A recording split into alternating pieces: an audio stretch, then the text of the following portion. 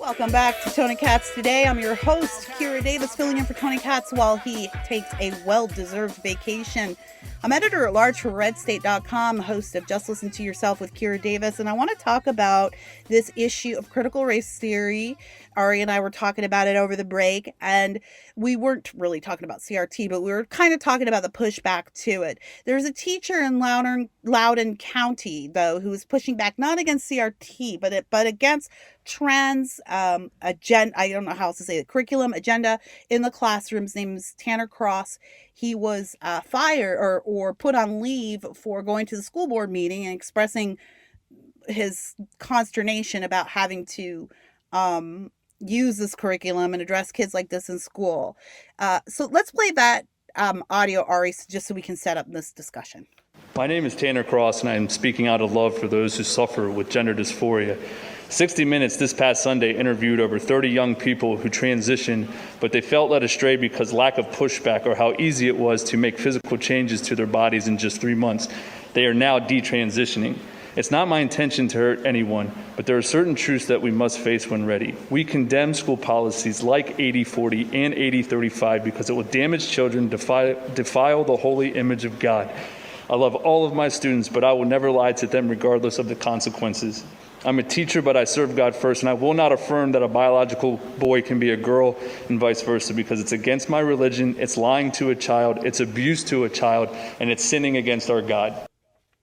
Okay, so when I sent Ari that clip, he was like, I don't like this. Basically, I'm just recapping for you, Ari. But he said, I don't like this. It makes me uncomfortable. Tell me why. And you asked me, is this guy a public school teacher or a private school teacher? You wanted to know because why? Oh, if he was a private school teacher, no problem whatsoever. You're allowed to have your religious beliefs in a private school. But in a public school, no. So you didn't like that he went to that meeting and invoked his religion as part of his opposition to the... What did you think of the policy that he was I think complaining about? Do you think he had a right to complain about the policy? Irrelevant to the conversation. To this conversation? I think the idea, whether or not he was right or wrong, I'm not going to comment on, but the fact that your job, he's a gym teacher, I looked it up. Your job is to teach gym. I don't need you to have, you can have political, religious, personal opinions.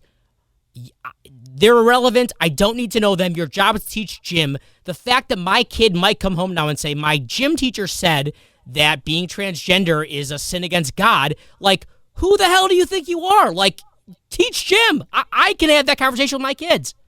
Do you think that was part of his complaint, though? Like, he was saying, I want to teach gym. I don't want to have to affirm gender identity and have these gender identity discussions in my classroom. I just want to teach gym. And by the way, I think we should be, for clarity's sake, he was at a school board meeting. He wasn't at school. And so there's no proof that he talks like this at school. But at what point do you, because I'm just curious about this. I'm not offended by your opinion in any way, but I'm curious about when is this guy allowed to express his opinions on what happens in his workplace? So my issue, maybe it's because I'm Jewish, and so I think that's part of it, because Jews have a lot of problem with our Christian evangelizing. It's not part of I know it's not that. Yeah. Like, my wife is Christian. Like, we celebrate Christmas. It's that as soon as you tell me that you're going to bring up God in a public school setting, that makes me nervous, because was he? He was at the meeting. His exact quote was, "This defiles the holy image of God." And when he said, but he wasn't saying that to a kid. He was saying that to the school board. But you can't put the GD back in the bottle. Like, if there are kids listening to that. Maybe. Well, what about the what of his rights does he set aside as a public school teacher? Because he does have the right. Correct. He has a right to practice, right? Religion. He does. Correct. Absolutely. So how much of that do you put this is like a legit question or a legit issue that a lot of people have that I don't know that we've totally worked out, but I think it's worth exploring. How much do you put aside when you go to work? You are allowed to have your own opinions. You're allowed to have your own religious beliefs. If your conviction and your prerogative is that strong that you just can't stay quiet at a public school, then you can't work there. Like, it's nothing against the religion, But it's the fact that if your conviction is that strong, the public school is not the place for you to make this claim. And I know that's weird to hear because the majority of this country is Christian. But the example I give is that if this person had come forward and said, I live my life based on the Quran and people who are not wearing hijabs offend me, we would immediately say that's not appropriate in a public school setting. There's no difference in my mind between that and what he said in terms of Christianity.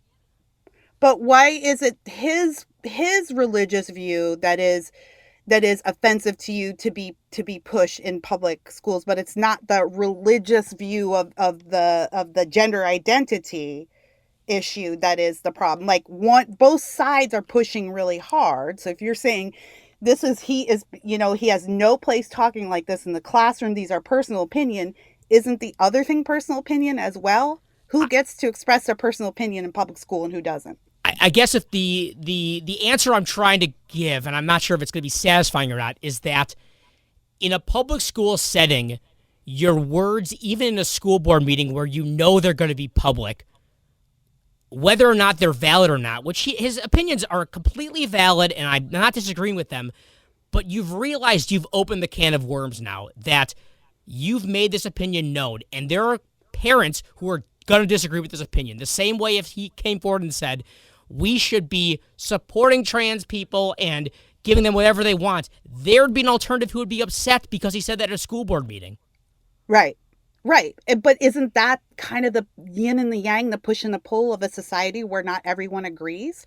In a public school setting where everyone's paying taxes why for does it. Public school, Ari, why is public school sort of exempt from, and like, why, how is it that the term public school sort of allows for the complete erasure of your human rights when you walk into the classroom? Just curious why the public part to you means that everybody gives up their right to free speech when they walk in the door. As callous as this sounds, your job is to teach math. Like, your personal and political opinions are so irrelevant, and I don't need you telling those to my kids. I love that, Ari. I love that, and I totally agree with you. And I kind of think that that's what he was saying. Like, I totally agree with you. This is why I think critical race theory is kind of BS and doesn't belong in the schools. That's why I think gender identity and even a lot of what we've had a terrible sex ed battle here in California. I mean, what they're teaching kids is, it's pornography. I couldn't even explain it to you on the radio. But like, yeah, I agree with you. Why? Just teach math. Just teach my kids to read. So how do we get to this place where that's what we're teaching? Because that's not what's happening. Otherwise, this guy isn't standing up there making the statement, right? Oh, I mean, if you're asking me for a solution, then, you know, said, I've gone too far. I'm gonna punt on that one. Fair enough. I've gone too far. Well, I would like to remind you, before we go to break here, that that there is an amendment in the Constitution that says you have a right to express your religion freely in public. There is. At the same time, there's an amendment in the Constitution that says you can carry weapons, but at the same time, public schools can prevent a teacher from carrying into the school. That's a travesty, by the way. A travesty. Maybe it is. Rights. That's my counterpoint. Yes, counterpoint. I'll say this. I think a lot of people, I'm actually not accusing you of this, by the way. I just think that there are probably people listening to our discussion right now who are going, because it's a public school, you can't, Congress won't establish a religion. And this kind of falls under that. And that's why you can't be expressive in school. But people always forget the second part of the amendment. So the First Amendment says Congress shall make no law respecting an establishment of religion or prohibiting the free exercise thereof. No one ever reads that second part. Or prohibiting the free exercise thereof. And then the rest of course, is or of the right of the press or the right of the people to peacefully assemble and to petition the government for a redress of grievances, which I suppose is what that teacher was doing as well. So I think the whole thing I have here is like, which is why I was so interested in hearing your opinion. I just thought it was an interesting opinion that outside of the morality of the gender issue that was being discussed there, that you just thought, well, he should kind of keep his mouth shut at school. But I think it is a valid question. Like, when are you allowed to say what you think? Oh, you're asking me?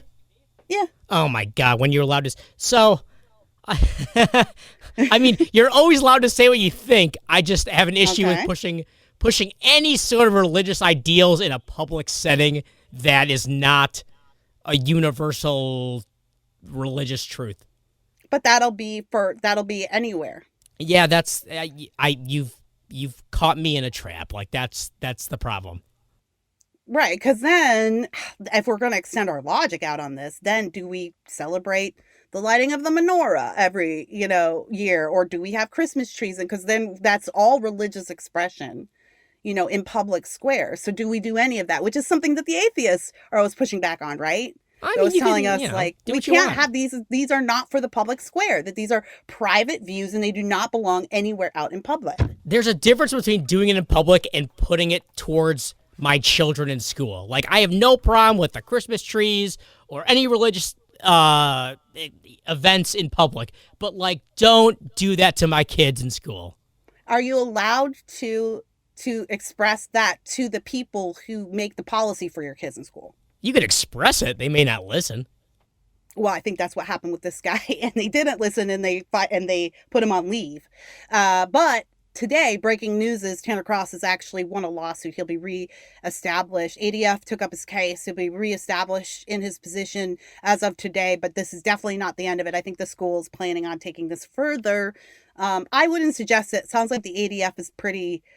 they've got their case pretty sewn up. But yeah, that's what's going on so far. All right, we've got to go to a break. Ari, thank you. Ari has an opinion on something is a great segment on the show. I love it. Thank you so much, Ari, for being honest and engaging in that discussion. I appreciate it. No problem. All right, cool. And I'm sorry that I've been so insulting towards millennials this episode. I do love some of you. All right, you guys, we're going to take a break. When we come back, we'll talk more about what's going on. I'm Kira Davis. You're listening to Tony Katz Today.